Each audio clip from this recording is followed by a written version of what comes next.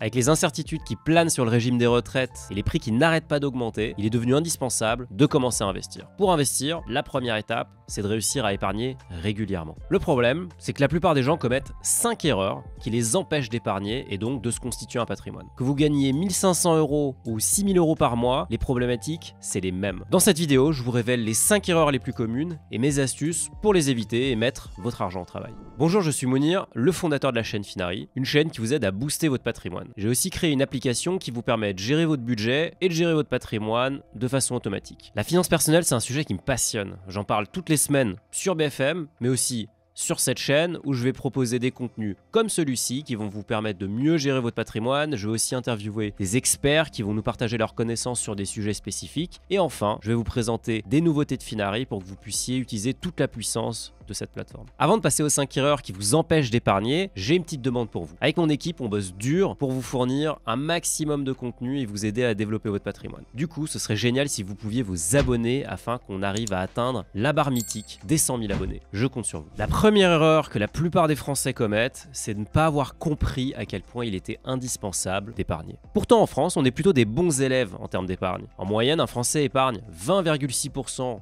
de son salaire, ce qui nous place en 3e position derrière nos amis suisses et irlandais. Le vrai souci, c'est que la majorité de cette épargne, plus de 2 tiers, va aller sur des comptes ou des placements qui vont quasiment rien rapporter et donc qui ne vont pas vous permettre de booster votre patrimoine. Selon une étude récente de l'AMF, l'autorité des marchés financiers, de nombreux Français considèrent que le compte courant et les livrets sont un bon placement. On va voir que c'est un placement qui peut être intéressant, mais que dans des cas très spécifiques. En effet, ces placements, ils ont 2 problèmes. Le premier, c'est l'inflation ou l'augmentation des prix. L'année dernière, en France, on a vu une augmentation des prix de 4,9%. C'est énorme et c'est historique. Du coup, ça signifie que tous les placements qui rapportent moins que cette inflation, par exemple un livret A à 3%, vont tout simplement éroder votre pouvoir d'achat. Et chaque année que vous allez laisser cet argent sur ce placement, vous allez perdre un petit peu plus de pouvoir d'achat. Vous n'allez pas le voir en regardant votre compte parce que le solde ne va pas baisser, mais ce que vous allez pouvoir acheter avec cet argent, lui, va baisser. Là, je vous parle même pas des comptes courants qui sont une catastrophe absolue. Quand vous laissez de l'argent sur un compte courant, il ne vous rapporte absolument rien. Par contre, vous inquiétez pas que votre banque, elle va placer cet argent et elle va gagner de l'argent avec. Donc, là, l'impact de l'inflation, il est catastrophique. Donc le compte courant, c'est vraiment fait pour stocker de l'argent de façon provisoire et couvrir les dépenses, mais certainement pas pour se constituer une épargne. Le deuxième problème, qui est plutôt une solution, c'est l'importance des intérêts composés. Ce phénomène, il est assez connu en finance. D'ailleurs, Albert Einstein aurait dit « Les intérêts composés sont la 8e merveille du monde. Celui qui les comprend s'enrichit, celui qui ne les comprend pas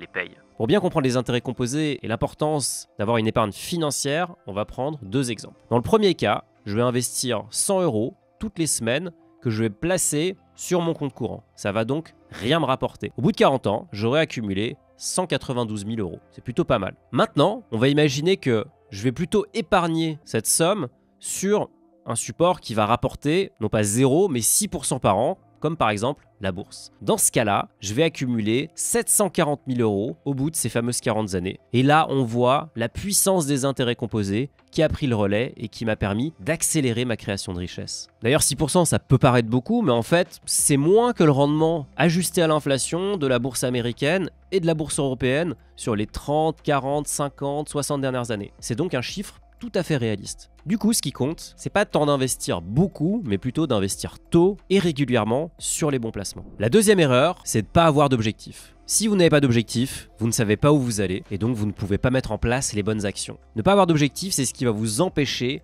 d'épargner et donc d'accélérer votre création de richesse. Il existe 2 cas. Dans le premier cas, vous avez un objectif très précis, chiffré. Par exemple, j'ai besoin de 50 000 € d'apport pour acheter ma résidence principale. Dans le deuxième cas, j'ai pas d'objectif précis, donc je vais mettre en place un système qui va me permettre de commencer à épargner et de prendre cette bonne habitude. Prenons le cas où vous avez un objectif. L'objectif, il peut être personnel, ça peut être donc l'apport, mais ça peut être aussi financer un achat, ça peut être aussi tout simplement générer un revenu passif. Chacun est différent et chacun a ses objectifs. Une fois que vous savez de combien vous avez besoin, vous allez pouvoir calculer combien il faut placer maintenant, tous les mois, pour atteindre l'objectif dans le temps imparti. Ça va vous donner un cap qui va vous permettre de plus facilement vous y tenir et donc de savoir pourquoi tous les mois vous allez mettre 200 € par exemple de côté, parce que ça va vous permettre d'atteindre l'objectif que vous vous êtes fixé. Pour vous permettre de définir à la fois l'objectif mais surtout de combien vous allez avoir besoin, je vous mets le lien d'un simulateur qu'on a créé qui vous permet de simuler tout un tas de scénarios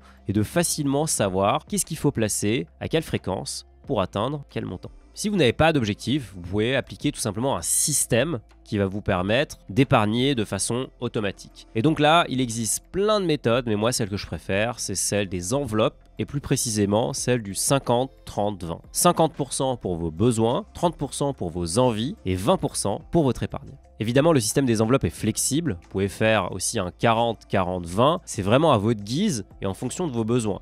L'important, c'est que vous ayez en tête les 3 grandes catégories et donc que vous allouiez un budget qui soit à la fois ambitieux mais aussi réaliste. N'oubliez pas que le but, c'est pas d'être le plus riche du cimetière, c'est de profiter aussi de la vie, même si on veut investir au maximum.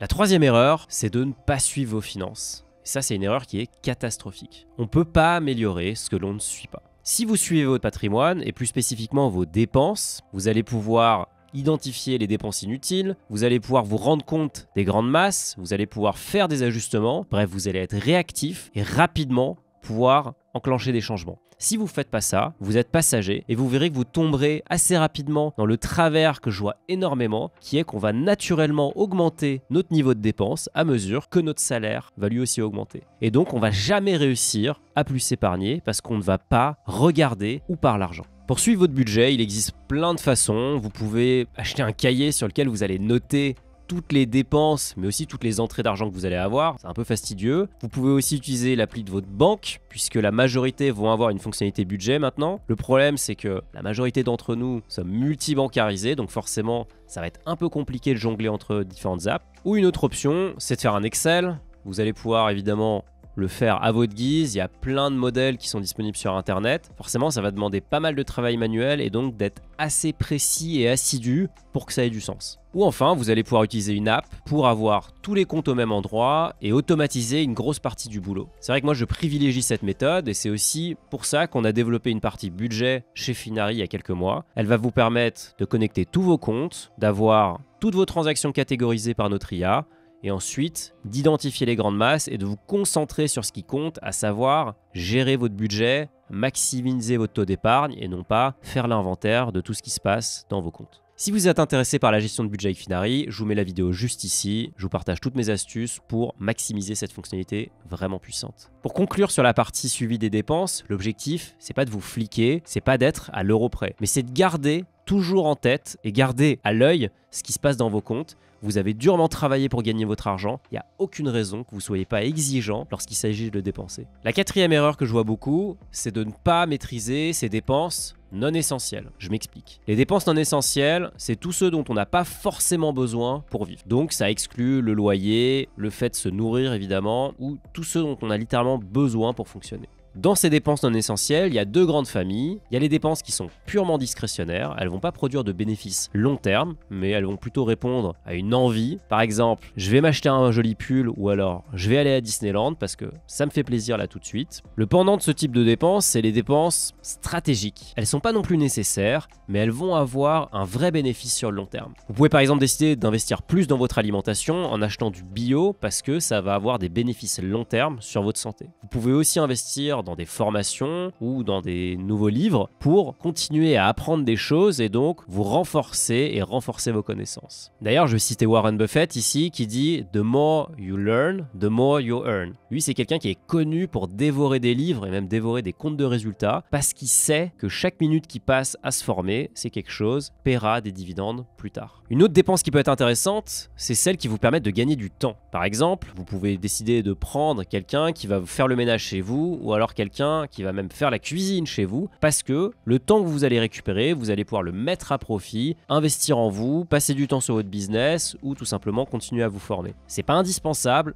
mais ça peut être très utile et très bénéfique. Du coup, si vous voulez mettre un budget comme le fameux 50-30-20, n'allez pas tout couper et devenez pas un moine. L'important, c'est quand même de profiter de la vie et d'avoir un état d'esprit assez long-termiste. Donc, il y a certaines dépenses qui certes ne sont pas indispensables, mais elles vont avoir un vrai effet bénéfique et c'est vous qui êtes le mieux placé. Et encore une fois, si vous ne suivez pas vos dépenses, vous n'allez jamais pouvoir identifier et séparer ces deux types de dépenses non essentielles.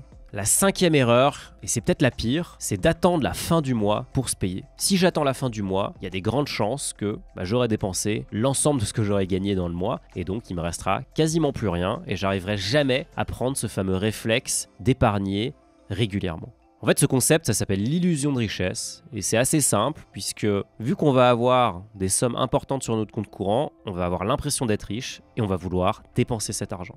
D'ailleurs, ça a même été théorisé par un prix Nobel qui s'appelle Richard Thaler, qui appelait ça la comptabilité mentale. L'argent qu'on a sur notre compte bancaire, on va naturellement vouloir le dépenser, parce qu'on pense que c'est fait pour ça. Au contraire, l'argent qui va être sur des comptes d'épargne, par exemple un livret, mais aussi un PEA, une assurance vie, ou même un compte en fait qui est cantonné et qui est fait uniquement pour investir, on va avoir plus de mal à le toucher parce qu'on aura déjà mentalement accepté que c'est de l'argent dont on va se priver maintenant pour en tirer les bénéfices plus tard. C'est un peu le même principe que payer en carte bancaire et payer en cash. Lorsqu'on paye en carte bancaire, qu'on paye 1 euro ou 100 euros, c'est la même sensation, il y a juste des chiffres qui vont s'afficher sur un écran. Au contraire, quand on va sortir 1 euro ou 100 euros de sa poche pour payer en liquide, on va sentir la différence et donc on va forcément réfléchir à deux fois. Du coup, la bonne habitude à prendre, c'est de vous payer en premier. Chaque mois, quand vous recevez votre salaire, vous pouvez mettre en place des virements automatiques qui vont aller alimenter vos différents comptes d'épargne. L'argent que vous ne voyez pas, vous ne pouvez pas le dépenser.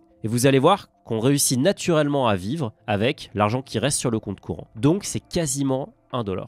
En mettant en place un système comme ça, vous allez pouvoir atteindre des objectifs ambitieux et réaliser vos rêves. N'oubliez pas que l'argent est au service de vos objectifs. À vous maintenant d'en prendre la mesure et de l'utiliser. Pour aller encore plus loin, vous pouvez même planifier les investissements. Vous allez donc faire des virements automatiques vers les comptes et ensuite vous allez exécuter automatiquement des ordres, par exemple faire un DCA sur une assurance vie, sur un PEA, sur un compte crypto, pour pouvoir enlever toute la charge mentale qui consiste à devoir réfléchir à ces investissements. Ça, c'est ce que j'appelle un système de création de richesse. Vous vous payez en premier, vous avez des virements automatiques qui vont vers vos comptes d'épargne et vos investissements se font de façon automatique. Vous n'avez rien à faire. C'est déjà la fin de cette vidéo. J'espère qu'elle vous a aidé à comprendre l'importance de suivre votre budget, l'importance de le prendre en main et l'importance d'avoir votre système à vous qui va vous permettre d'épargner et donc d'accélérer votre création de richesse. Dites-moi en commentaire si vous avez mis en place un système et partagez-le pour que d'autres gens puissent s'en inspirer. N'oubliez pas aussi de vous abonner pour qu'on puisse continuer à produire des contenus de qualité sur les finances personnelles. Je vous dis à très vite. Salut!